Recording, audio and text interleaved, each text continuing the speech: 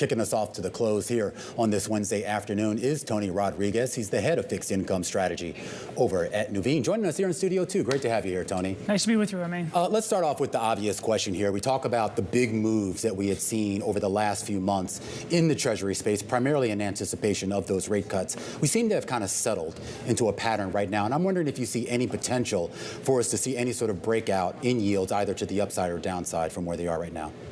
Yeah, well, it's a good question, Romain, because some people have been surprised by the fact that you got a 50 basis point cut and we've seen a rise in the 10-year yields. And we think the main drivers for that is really that what's happened over the last month or so is that we've had a big reduction in the downside hard landing risk. Fed cutting 50 was a little bit more than expected.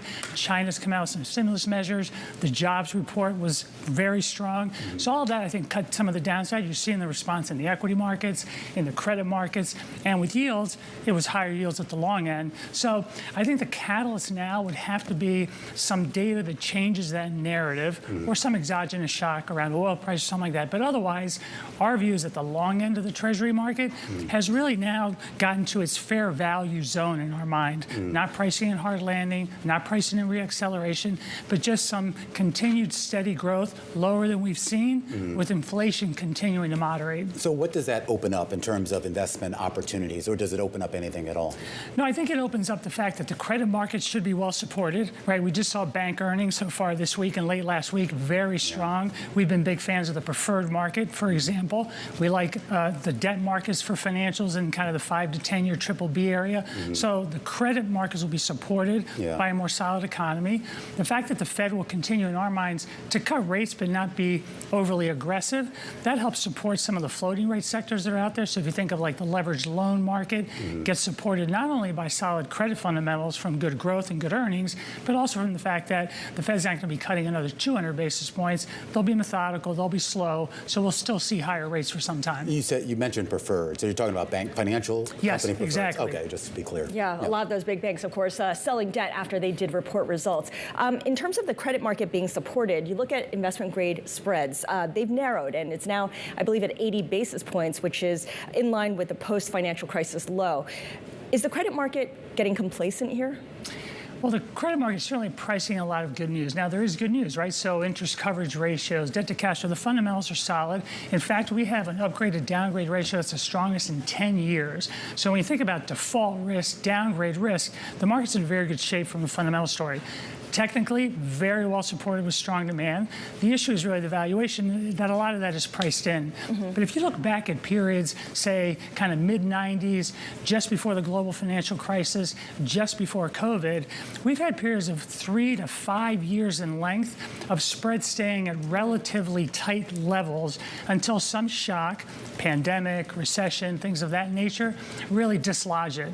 So right now, when you have the outlook, while there are those potential risks out there, like what's happening in the Mideast, et cetera, we really, from a fundamental perspective, could be in this period of a fairly elongated time frame of okay earnings, well-supported credit.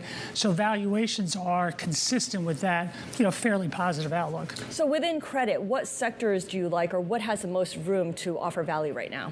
Yeah, so I mentioned that we do think the preferred market is attractive. When we look at the below investment grade areas, we do like the higher quality segments. So think double B rated credit, high single B rated credit, because as you move lower, there's been very strong performance. So now there's a little bit greater risk that if we see some slowdown in the economy, those companies will be the ones that are most vulnerable to that. The other areas that have become more interesting, if you look at emerging markets, right? The China response helps support global growth. The Fed cutting rates kind of helps, in our minds, eliminate a headwind to the emerging markets of kind of high rates and strong dollar. So there you're seeing some solid fundamental policies being implemented, both fiscally and in terms of monetary and exchange rate policy, and there's a healthy global backdrop. Is there any risk, though, that could change? I mean, we're 3 weeks away, at least from the election, U.S. election, and 3 weeks away from another Fed meeting where everyone, at least a couple of weeks ago, thought we were going to get another maybe 50 basis point cut. I mean, suppose we do get a shock on either one of those or both of those events here, how much does that change the narrative? Well, Romain, you bring up a good point. The election's in 3 weeks. We don't know they'll have an outcome in 3 weeks. So that really could extend some of the potential risk and volatility. So yes, we do think that the election results could have pretty significant economic implications. We think about trade policy, immigration policy, regulatory policy. So I think from that standpoint, what we're saying about the coming year is that it's really going to be one where your credit underwriting is going to be critical because some of those factors right now, they're very difficult to plan ahead for. The way we approach it is you don't want to be at the maximum of your risk budget. You want to have a little powder dry because valuations are full and there are some of these risks, not only from the election but other things, that you want to have some powder dry to take advantage of it. And as you invest, I mentioned the higher quality segment of below investment grade, that underwriting is going to be critical. So you're with companies or countries where you think they can kind of sustain their credit quality and their ability to repay you through what could be some potential bumps in the road. Are you planning to work late on November 5th? Right? It might be through the end of December if some previous elections are any guide, but yes. All right, Tony, I have to leave it there. And of course, we'll check back in with you soon, I'm sure. Tony Rodriguez is the head of fixed income strategy at Nuveen, kicking us off to the close on this Wednesday afternoon.